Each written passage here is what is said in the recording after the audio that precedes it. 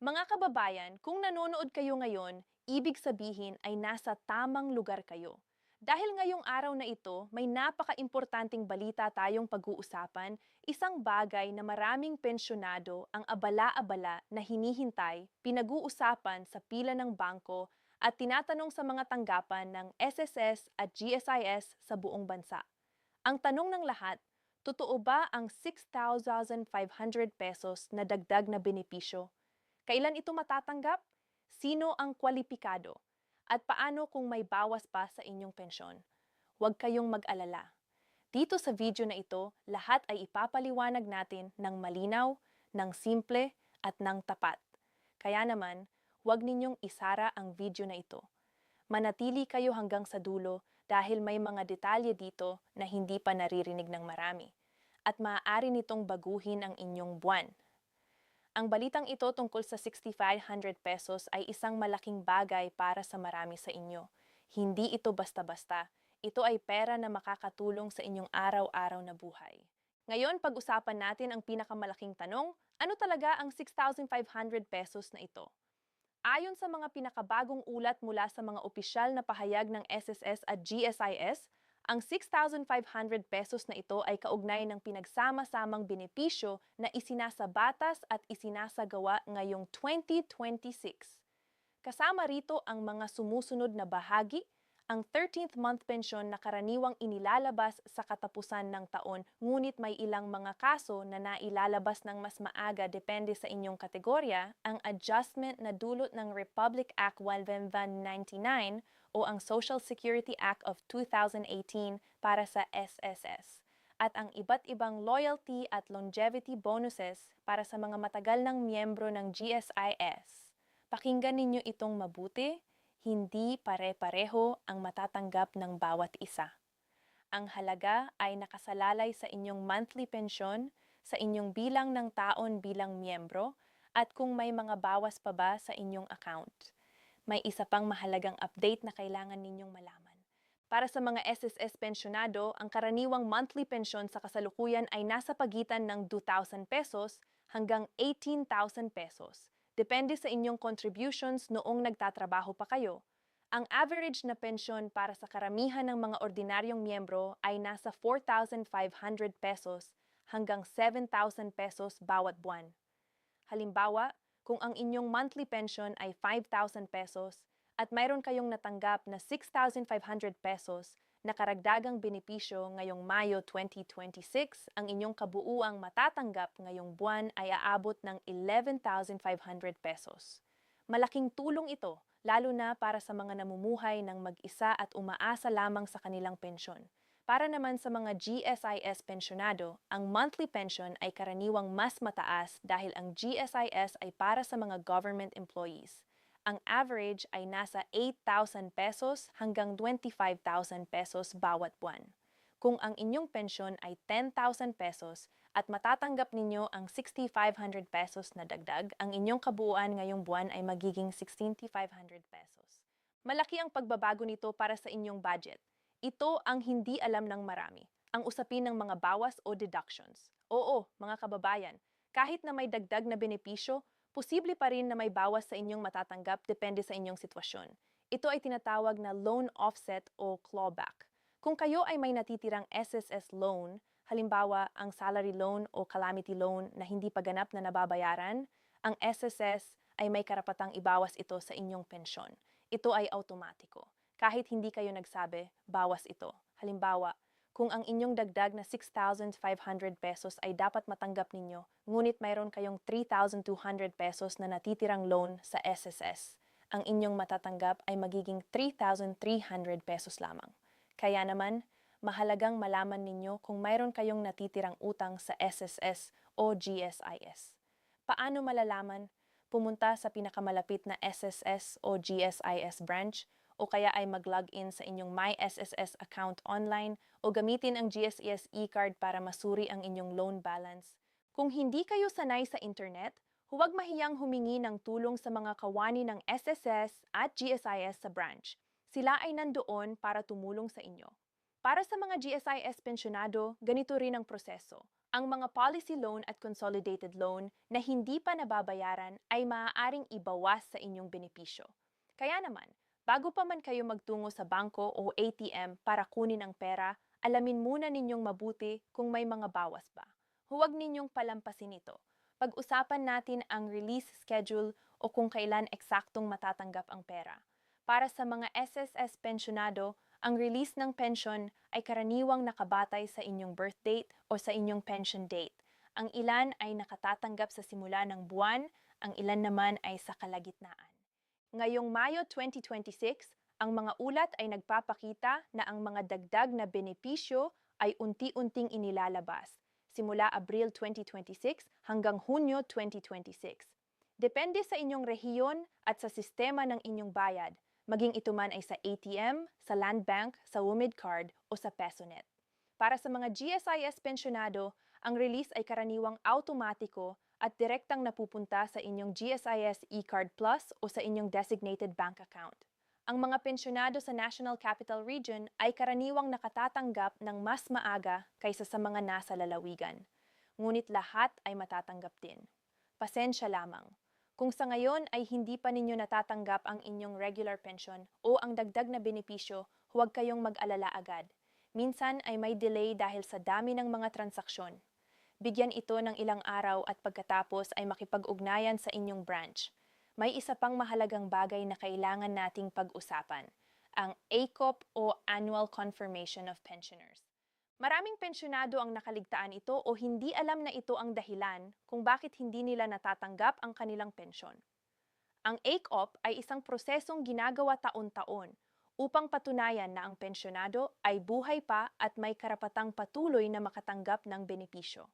Para sa SSS, ang ACOP ay karaniwang ginagawa online sa pamamagitan ng My SSS Portal o personal sa pinakamalapit na SSS branch o sa pamamagitan ng mga accredited na ospital at health centers. Kailangan ninyong dalhin ang inyong valid ID at inyong UMID card or pension card. Para sa GSIS, ang process ay tinatawag na e-pensioner ID renewal o biometric verification. Maaari itong gawin sa GSIS branch o sa pamamagitan ng inyong GSIS eCard Plus. Pakinggan ninyo itong mabuti. Kung hindi kayo nakagawa ng inyong ACOP sa itinakdang panahon, maaaring masuspend ang inyong pensyon. Hindi ito automatikong bawi ng gobyerno. Maaari itong i-reactivate, ngunit kailangan ninyong personal na pumunta sa tanggapan para ayusin ito. Kaya naman, huwag ninyong ipagpaliban ang ACOP. Gawin ito ngayon habang maaga pa. Ngayon, pag-usapan natin ang mga praktikal na payo para sa inyong pagbisita sa SSS o GSIS branch. Una, pumunta ng maaga. Ang mga linya sa SSS at GSIS branches ay maaaring maging napakahaba, lalo na sa simula at katapusan ng buwan. Mas mainam na pumunta ng alas 8 ng umaga bago pa man magsimula ang opisina. Ikalawa, magdala ng mga kinakailangang dokumento. Dalhin ang inyong valid government-issued ID. Maaari itong inyong UMID card, Senior Citizen ID, PhilSys ID o inyong pasaporte. Dalhin din ang inyong passbook o ATM card kung meron kayo at ang inyong pension slip o anumang dokumento na nagpapatunay ng inyong pension. Ikatlo, huwag kayong mahiyang magtanong. Ang mga kawani ng SSS at GSIS ay may obligasyong sumagot sa inyong mga katanungan. Kung hindi ninyo naintindihan ang sagot, humingi ng mas malinaw na paliwanag. Ito ang inyong karapatan. Ikaapat, kung may kasamang mas bata, mas mainam. Hindi ito kahinaan, ito ay karunungan. Ang pagkuha ng tulong mula sa isang kapamilya o kaibigan na makakatulong sa inyong pag-navigate sa opisina ay isang matalinong hakbang. Ito ang hindi alam ng marami. Pag-usapan natin ang mga scam na dapat ninyong iwasan. Mga kababayan, habang tumataas ang mga benepisyo ng SSS at GSIS, tumataas din ang bilang ng mga magdaraya na nagmamanipula ng mga pensyonado. Kaya naman, pakinggan ninyo itong mabuti. Huwag kayong maniwala sa sino mang taong makipag-ugnayan sa inyo sa pamamagitan ng text message o Facebook Messenger at sasabihin kailangan ninyong magbayad ng bayad para matanggap ang inyong dagdag na benepisyo. Ang SSS at GSIS ay hindi kailanman hihilingin ng bayad para sa pagre-release ng pensyon. Huwag ibigay ang inyong SSS number, GSIS number, PIN ng inyong ATM, o anumang personal na impormasyon sa sinumang hindi ninyo kilala, kahit sabihin nilang kawani sila ng SSS o GSIS. Ang mga tunay na kawani ay hindi kailanman magtatanong ng ganito sa telepono o sa social media. Kung may nagtatanong sa inyo ng bayad para sa processing fee o verification fee para sa inyong pension, iyon ay isang scam. Iulat ito sa SSS hotline o sa inyong lokal na pulis. Narito ang mga opisyal na hotline na dapat ninyong itago. Para sa SSS, maaari kayong tumawag sa 1455. Ito ang libreng hotline ng SSS na available sa lahat ng parte ng Pilipinas. Maaari rin kayong mag-email sa memberrelationsss.gov.ph o bisitahin ang opisyal na website na ss.gov.ph. Para sa GSIS, ang kanilang hotline ay ang 02-8847-4747. Maaari rin kayong pumunta sa pinakamalapit na GSIS kiosk o GSIS branch. Ang opisyal na website nila ay gsis.gov.ph. Kung kayo ay senior citizen at kailangan ng espesyal na tulong, maaari rin kayong makipag-ugnayan sa inyong lokal na Office for Senior Citizens Affairs o OSCA sa inyong munisipyo o lungsod.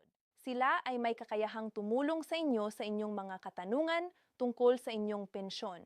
May isa pang mahalagang update bago tayo magtapos.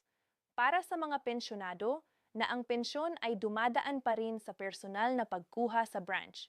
Ipinapayo ng SSS at GSIS na mag-enroll na sa digital payment systems tulad ng GCash, Maya o Direct Bank Transfer. Hindi lang ito mas maginhawa, ito ay mas ligtas din. Hindi na kailangan pang pumila ng matagal at nababawasan ang panganib ng hold-up o pagkawala ng pera habang pauwi. Kung hindi kayo sanay sa mga app na ito, maaari kayong humingi ng tulong sa inyong lokal na barangay hall. Maraming barangay ay nagko-conduct ng libreng financial literacy seminars para sa mga senior citizen at pensyonado. Mga kababayan, papalapit na tayo sa katapusan ng video na ito, ngunit bago tayo magtapos, nais naming sabihin sa inyo ang isang bagay mula sa puso. Ang inyong pension ay hindi regalo. Ito ay hindi handout. Ito ay ang resulta ng inyong mga taon ng pagsusumikap, ng inyong pawis, ng inyong pagbubuwis ng oras at lakas para sa inyong pamilya at para sa bansang ito. Kaya naman, huwag kayong mahiyang angkinin ito. Huwag kayong mahiyang itanong. At huwag kayong hayaang may mang-api sa inyo o mang-agaw ng kung ano ang sa inyo. Kayo ay nagbayad ng inyong mga kontribusyon sa loob ng maraming taon. Kayo ay kumilos ng tapat. At ngayon, ang pamahalaan ay may obligasyong tuparin ang pangako nito sa inyo. Ang bawat piso ng inyong pensyon, kasama na ang 6,500 pesos na dagdag na benepisyo, ay kanya-kanya ninyong pera. Gamitin ito ng mabuti para sa inyong kalusugan, para sa inyong kinakailangan, at para sa inyong kapayapaan ng isip. Hindi kayo nag-iisa sa paglalakbay na ito. Libo-libo sa inyo ang dumadaan sa parehong hamon, parehong pag-aalala, at parehong pag-asa. At kami, sa pamamagitan ng channel na ito, ay nandito para sabayan kayo upang tiyaking ang tamang impormasyon ay nakakarating sa inyo at hindi kayo naliligaw sa mga maling balita. Kaya naman, kung natutunan kayo ng kahit isang bagay mula sa video na ito, mag-isip kayo ng isang taong kapwa pensyonado o senior citizen na maaaring makinabang sa impormasyong ito. Ibahagi ang video na ito sa kanila. Hindi kailangan ng internet. Maaari ninyong ipakita ang video na ito sa kanila sa inyong telepono o kausapin sila ng personal tungkol sa mga natutunan ninyo dito. At kung gusto ninyong lagi kayong updated sa pinakabagong balita tungkol sa SSS, GSIS, pension releases, senior citizen benefits at iba pang mahalagang impormasyon para sa mga retirado, mag-subscribe na kayo sa channel na ito at pindutin ang bell button upang hindi kayo makaligtaan ng kahit isang mahalagang update. Ito ang aming pangako sa inyo. Tapat na impormasyon, simple ang salita at laging nakatuon sa inyong kapakanan. Maraming salamat sa inyong panonood. Ingatan ninyo ang inyong sarili. Ingatan ninyo ang inyong kalusugan. At lagi ninyong tandaan, karapat-dapat kayo sa bawat sentimo ng inyong pensyon. Huwag hayaang may kumuha niyan sa inyo. Hanggang sa muli, mga kababayan. Paalam at magpapatuloy tayo sa susunod na video.